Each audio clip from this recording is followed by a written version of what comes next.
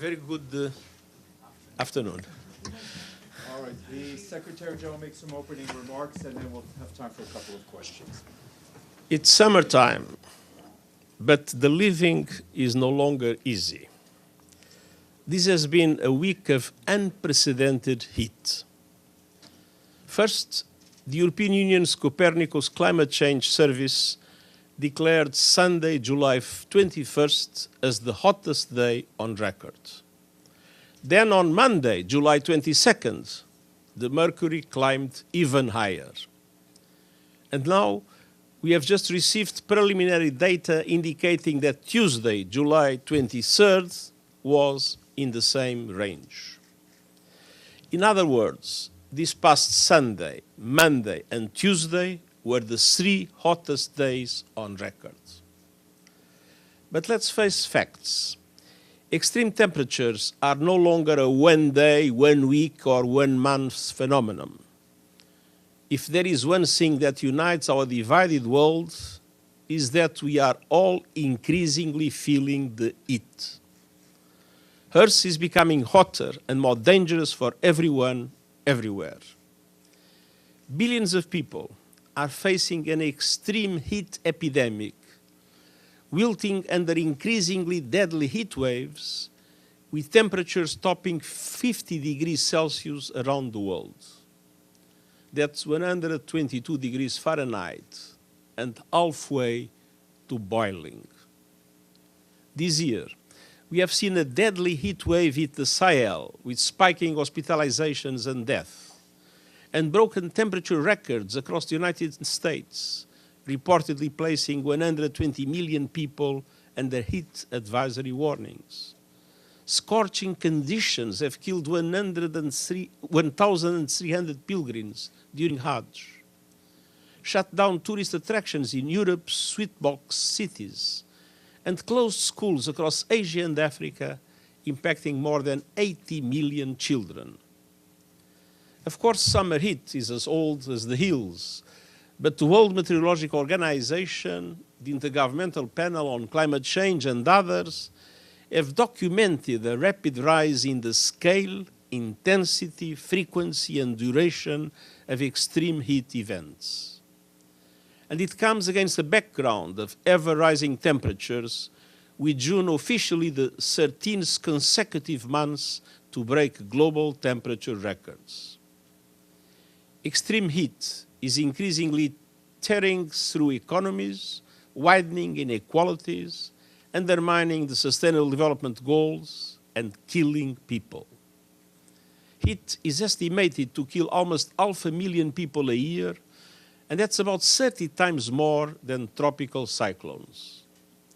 We know what it is driving it: fossil fuel-charged, human-induced climate change. And we know it's going to get worse. Extreme heat is the new abnormal. But the good news is that there are solutions. The good news is that we can save lives and we can limit its impact. And so today we are launching a global call to action with 4 areas of focus. First, caring for the most vulnerable. Crippling heat is everywhere, but it doesn't affect everyone equally. Those most at risk when the mercury soars include the urban poor, pregnant women, people with disabilities, older people, the very young, the sick, the displaced, and the impoverished, who often live in substandard housing without access to cooling. For example, heat-related deaths for people over 65 years of age increased around 85% in 20 years. And UNICEF tells us that almost 25% of all children today are exposed to frequent heat waves. By 2050, that could rise to virtually 100%. And the number of urban poor living in extreme heat could rise 700%. Extreme heat amplifies inequality, inflames food insecurity, and pushes people further into poverty. And so we must respond by massively increasing access to low-carbon cooling, expanding passive cooling, such as natural solutions and urban design, and cleaning up cooling technologies while boosting their efficiency. The United Nations Environment Programme estimates that together, these measures could protect 3.5 billion people by 2050, while slashing emissions and saving consumers $1 trillion a year. It's also vital to boost protection for the most vulnerable, in line with the Early Warning Systems for All initiative. The World Health Organization and the World Meteorological Organization estimate that scaling up its health warning systems in 57 countries alone could save almost 100,000 lives a year. Finance to help safeguard communities from climate chaos is essential. And I urge developed countries to honor their promises and show how they will close the gaping adaptation finance gap. Second, we must step up protection for workers. A new report from the International Labour Organization being released today warns that over 70% of the global workforce, 2.4 billion people, are now at high risk of extreme heat. In Asia and the Pacific, 3 in 4 workers are now exposed to extreme heat. More than 8 out of 10 in Arab states, more than 9 out of 10 in Africa. Meanwhile, the Europe and Central Asia region has the most rapidly increasing workforce exposure to excessive heat. And the Americas are seeing the most rapidly increasing heat-related occupational injuries. All of this is having a profound impact on people and the economy. Excessive heat is the cause of almost 23 million workplace injuries worldwide. And as daily temperatures rise above 34 degrees Celsius or 93.2 Fahrenheit, labor productivity drops by 50%.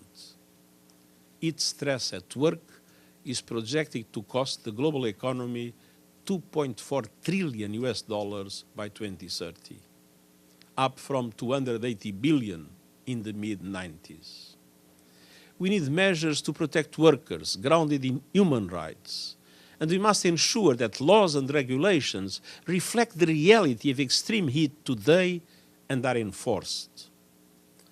Third, we must massively boost the resilience of economies and societies using data and science. Extreme heat impacts almost every area. Infrastructure buckles, crops fail, and pressure piles on water supplies, health systems, and electricity grids. Cities are a particular worry. They are heating up at twice the global average. Countries, cities, and sectors need comprehensive, tailored heat action plans based on the best science and data. And we need a concerted effort to heat-proof economies, critical sectors, and the built environment. Finally, I want to make one overarching point. Today, our focus is on the impact of extreme heat. But let's not forget that there are many other devastating symptoms of the climate crisis. Ever more fierce hurricanes, floods, droughts, wildfires, rising sea levels, and the list goes on. To tackle all these symptoms, we need to fight the disease. And the disease is the madness of incinerating our only home. The disease is the addiction to fossil fuels. The disease is climate inaction. And leaders across the board must wake up and step up. And that means governments, especially G20 countries, as well as the private sector, cities and regions, acting as though our future depends on it, because it does. All countries must deliver by next year nationally determined contributions or national climate action plans aligned to limiting global temperature rise to 1.5 degrees Celsius. The International Energy Agency has shown that fossil fuel expansion and new coal plants are inconsistent with meeting that limit. I must call out the flood of fossil fuel expansion we are seeing in some of the world's wealthiest countries. In signing such a surge of new oil and gas licenses, they are signing away our future. The leadership of those with the greatest capabilities and capacities is essential. Countries must phase out fossil fuels fast and fairly. They must end new coal projects. The G20 must shift fossil fuel subsidies to renewables and to the support of vulnerable countries and communities. And national climate action plans must show how each country will contribute to the global goals agreed at COP28 to triple the world's renewables capacity and end deforestation by 2030. And they must also cut global consumption and production of fossil fuels by 30% in the same time frame. And we need similar 1.5 aligned transition plans from businesses, the financial sector, cities and regions, following the recommendations of my high-level expert group on net zero. Climate action also requires finance action. And that includes countries coming together for a strong finance outcome from COP29. Progress on innovative sources of finance, drastically boosting the leading capacity of multilateral development banks to help developing countries tackle the climate crisis, and wealthier countries making good on all their climate finance commitments. The message is clear. The heat is on. Extreme heat is having an extreme impact on people and planet. The world must rise to the challenge of rising temperatures, and I thank you. Thank you. Edie? Mr. Secretary General, thank you very much on behalf of the United Nations Correspondents Association for doing this briefing. For those watching, my name is Edith Lederer from the Associated Press. Given the years, even decades of warnings by the United Nations, its agencies, and scientists that climate action has turned out to be glacially slow. And now you're talking about treating the damage. How frustrated are you? How preventable were these heat records? And how optimistic are you that this time the world's nations will listen? And if I may, on a completely different subject, what is your assessment of the current humanitarian situation in Gaza? Well, frustration is not a good feeling because it inhibits action. So I'm not frustrated. I'm determined to turn things around and to do everything I can for those that have the decision capacity to do so, to effectively turn things around. And we must recognize that a lot is being done. The increase of renewable energy we are witnessing is the fastest increase of energy production by any means in history. We see electric cars multiplying in several countries. Many things are being done, but too little, too late. The problem is that climate change is running faster than all the measures that are now being put in place to fight it. And that is why it is important to understand that we need a huge acceleration of all the dimensions of climate action. And you ask me, why should it happen now? I think what I explained about heat is probably the best answer. In the beginning, climate change was not being felt by the majority of the population, or at least by the majority of the population that have a huge contribution to decision-making systems. But now, with what we are witnessing about heat waves, and what we are witnessing about impacts in public health, what we are witnessing in relation to a number of natural disasters that are impacting the richest countries in the world. I've just been informed of terrible wildfires in Jasper, Canada. Now the heat is being felt by those that have decision-making capacity, and that is my hope. And on Gaza? no, I'm not finished. Don't worry, I was not trying to escape. The humanitarian situation in Gaza is a total disaster. And it is a total disaster because it's the combination of two things. First, a military campaign that has have the highest level of killing and destruction that I remember in any other military campaign since I am Secretary General anywhere in the world. And the military campaign that has a certain chaotic nature. First, the north was attacked, people were told to go to the south, then the center was attacked and people was also told to go to the south, but all of a sudden they had to go back to the north because apparently the problem was not solved. Then they went to the south, but all of a sudden they went to the center again because also apparently the problem in the center was not solved. And anytime people were told to move to somewhere else, and people were moving from place to place in search of a safety that doesn't exist in any place. The second reason is because the level of humanitarian aid is totally out of proportion with the needs. First of all, we are in a situation of total lawlessness, a situation where the law and order has completely disappeared. Nobody is in charge of security anywhere in the area of Gaza. So we see convoys looted at any moment. And worst, we had in 3 successive days 3 UN convoys that were hit by fire on Sunday, Monday, and Tuesday.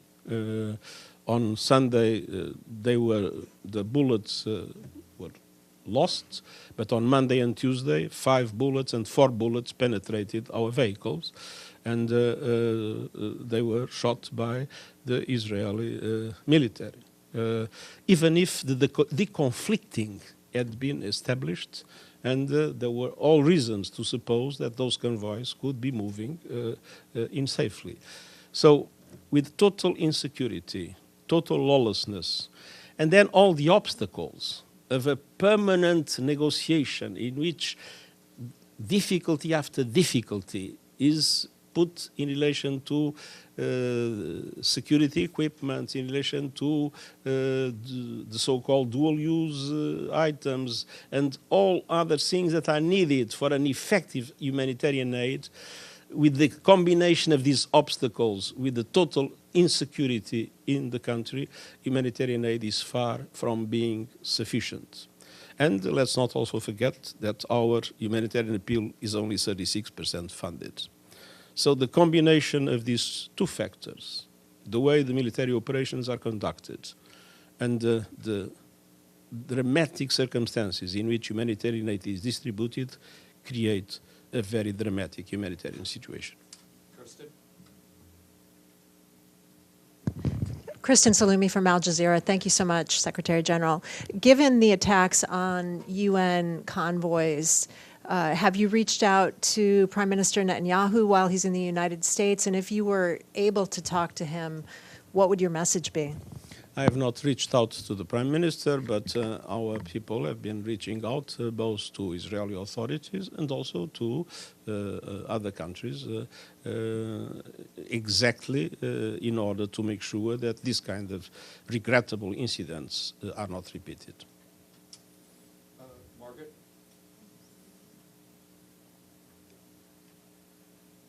Secretary General, thank you. Yesterday, Prime Minister Netanyahu addressed a joint session of the U.S. Congress, and he described his vision for a post-war Gaza. He described it as, quote, a demilitarized and de-radicalized Gaza. He said Israel does not seek to resettle Gaza, but it must retain overriding security control to prevent the resurgence of terror. I would like to get your reaction to his vision and whether it could foster a two-state solution or not. There was nothing said yesterday that is new, so there is nothing that was said that deserves comment. And obviously, we absolutely must keep the two-state solution as the only possible long-term solution for peace in the region, independently of whatever is said by whoever, wherever.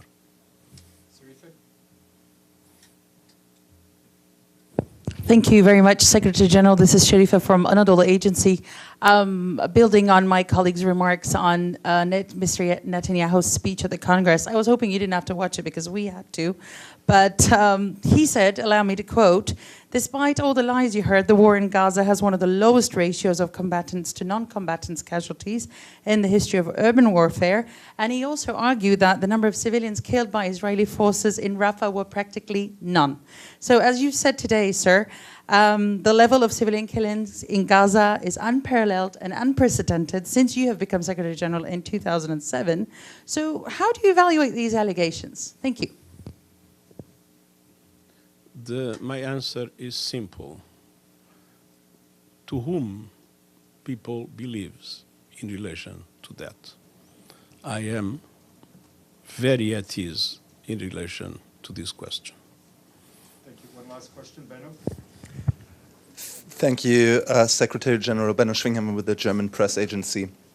The climate crisis is very much at the heart of your agenda, but like with so many other things in the world, the international community doesn't seem to follow you. It seems like it's even beneficial for some politicians to run against everything that the United Nations stands for. One example, allies around Donald Trump proposed a plan. It's called Project 2025, and it says, it calls on the next US president to stop the war on oil and natural gas. With this mindset, how can you even hope that humanity can win the fight against climate change?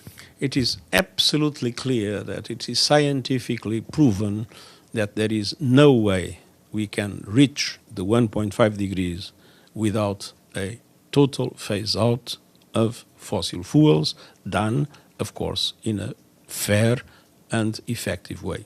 Thank you very much. Thank you.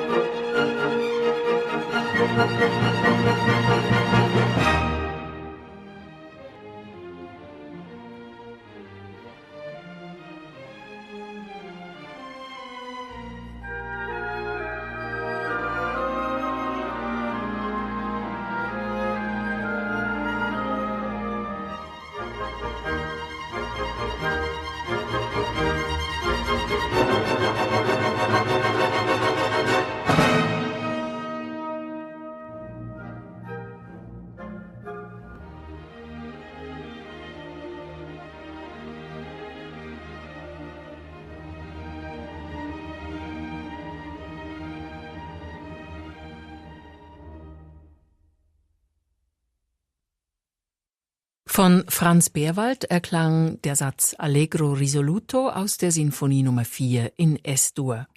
Das dänische Nationalsinfonieorchester wurde von Thomas Dausgaard dirigiert.